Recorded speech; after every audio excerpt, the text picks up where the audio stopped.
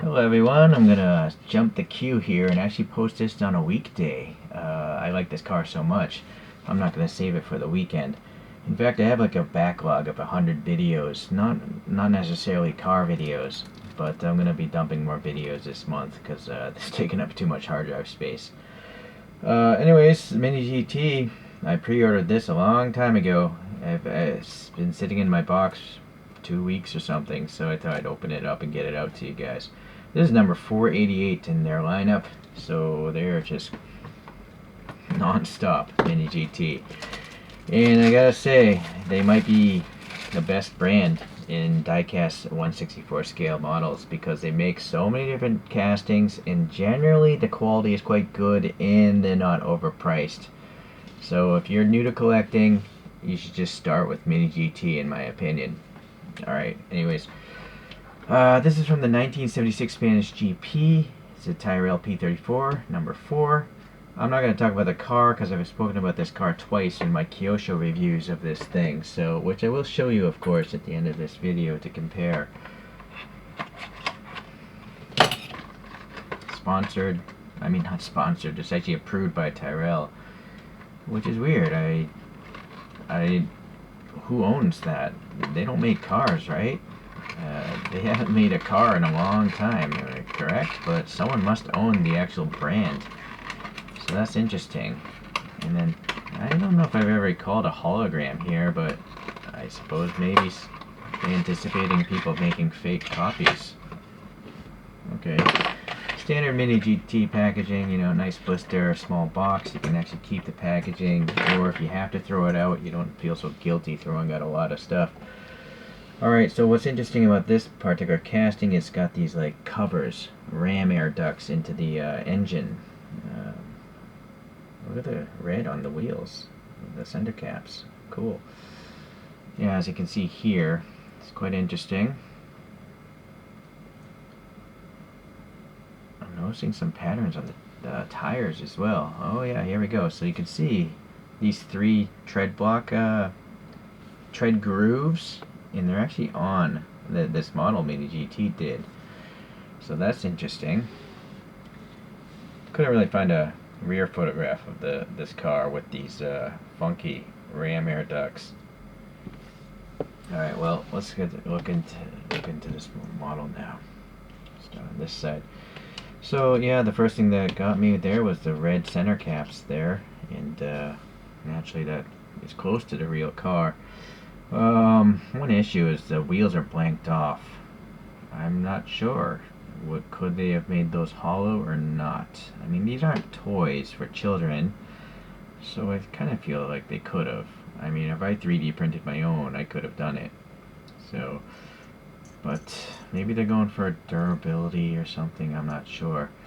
The rear, I can't see anything in that photograph, so I don't know if this is accurate or not. It just looks like a cone. But the center cap is actually a hexagonal shape, and there's a depression in the middle of it. Okay. So the side radiator there is looks like a piece of plastic, nice rib details, and then we have 2 recesses there. Maybe those are jacking up points or something. What's great about MiniGT is most of the time they use tampo painted, you know, pad printing. These are not decals, so this model is going to look nice as long as the paint doesn't rash or anything like that. There's a little silver stripe here. Okay. The Polier. I'm not French. I know I'm not pronouncing that right. But yeah, he's the race car driver. Oh well, maybe he's not French because, well, maybe he's French descendants, but it seems like he's British. Anyway, champion spark plugs. I think that's a window on the real car. Painted black here on this model though. And then the Goodyear is printed really nice, and you'll notice the curvature of the tires is pretty good. You know, they're not flat slab-sided. That's got some nice curvature there. This is painted white. Seems realistic to the photo. And then we have some black. They didn't get the black in all the way though, but they did manage to get this tiny yellow stripe. Yeah, that's on the front photo, so that's a nice touch. Okay, Elf. I think this is a petrol company. Correct me if I'm wrong, or were they motor oil? Some NACA ducts there. Maybe some black paint could have been nice there, but we got a whole bunch of, I think, rivet marks, if I had to guess what these little bumps were. Okay, and then yes, the tires have the 3 grooves. It seems like there might be 4 or 5 of them around the circumference of the tire, and it is rubbery, it's not a plastic tire. You see the axles are going through, a little bit of suspension indication, so that's pretty nice. Yeah, very cool. Yeah, the printing here seems okay. I guess that 4 is centered. Maybe it's an illusion. It looks like it's off to this side because it's so heavy here, but it might actually be centered. Alright, going to this side here. Looks pretty good.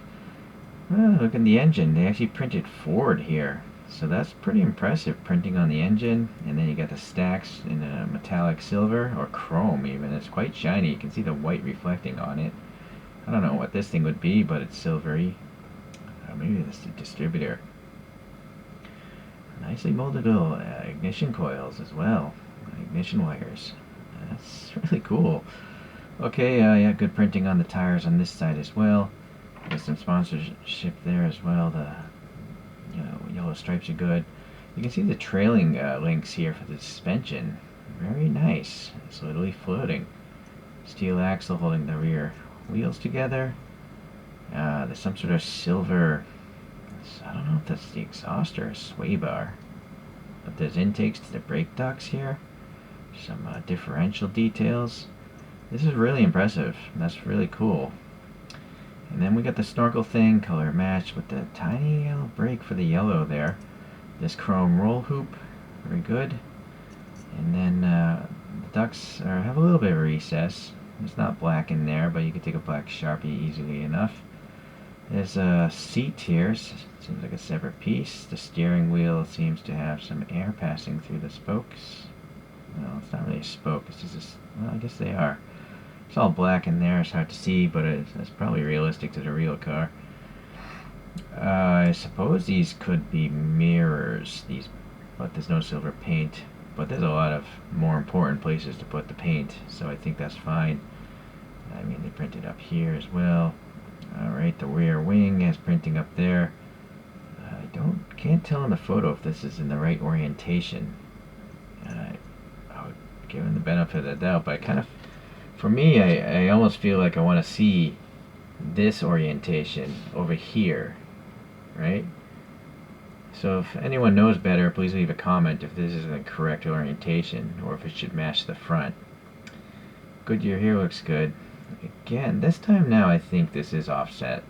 There's way too much blue here and not enough here, so this is in the wrong. It's not centered properly. Okay. Going to the rear. Let's see here. Looks like some sort of radiator. Maybe that's a brake light. It's silver. No, these look like the exhausts, and there's quite a recess, so that's pretty realistic. Okay, and then lower suspension details. Okay, some details on the bottom. MiniGT.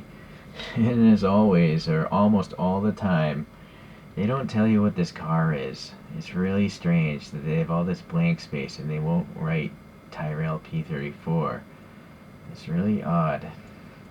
This is the first time I've seen 3 screws on the bottom of the MiniGT. I think just there's so much stuff going on and it has to be that way. Nice details there. You'll see this is actually part of the casting. It's painted black. Or I think it's part of the casting. Or it's just a separate piece. I think that's just paint. So yeah, it's pretty cool to have all these little undercarriage details. And I think, man, this camera's freaking out, but the exhaust headers, you know, they're running into the pipes there, so that's pretty nice. And you can just see all the air, right? So it's very cool. And then, yeah, I guess MiniGTs are fancy toys. They're really nice looking toys because this thing rolls very well. You can actually play with this. You can try to send it down a Hot Wheels track, but I'm thinking the nose will scrape. Okay, well, yeah, that's cool. Well, let's get some other models to look at. we gotta definitely pull out the Kyoshos. So this is the first one I got. This is from the 1976 season as well, but a different race apparently. I got this used, so I don't know what. Maybe the previous owner splashed some silver paint on there. But I gotta say, looking at how old, this Kyosho, look at the undercarriage detail of this as well. It's very well done. This also has solid wheels. There's no air passing between. Pretty good though. I'm pretty sure this model is over 10 years old, if not 20. So very cool. And then this is the second one I got from Kyosho. This is from the 1977 season, and not as cool of the details, but still pretty nice.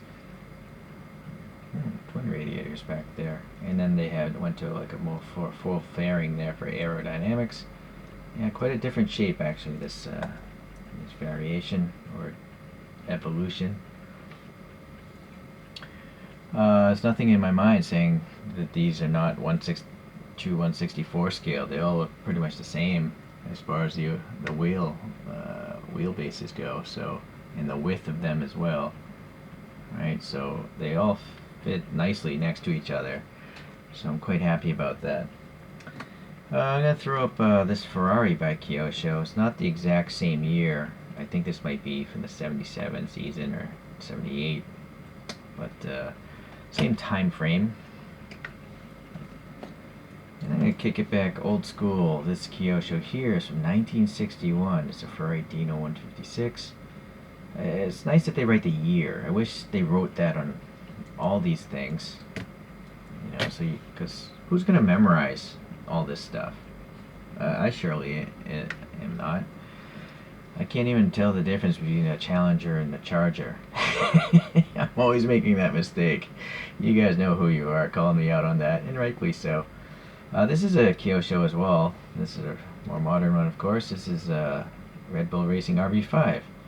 But do I know when the RB5 raced? I have no clue. Maybe someone wants to leave a comment, but now you'll see the nose is totally up in the air because their legs are way up here instead of actually on the floorboard of the old school F1 cars. You'll also notice the wheelbase has grown significantly. I'm going to move these two aside because this last and newest Ferrari, F1 representation is by Tarmac Works, I believe, in IXO or IXO models. And this is the MCL35M. Although, again, I don't know what year this particular vehicle ran in. 2020 or something. I don't know. I can't remember my reviews. And then look at this thing. Alright, we gotta go to the top view. Look how long. This is like a behemoth. This is almost looks like a different scale. It's just so crazy how F1 has grown.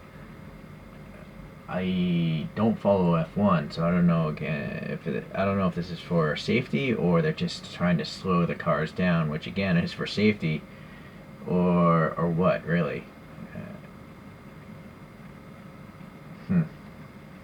I think it would be safer having a longer wheelbase, more stability, but less maneuverability. But maybe that's fine on F1. It's just so fast as they are.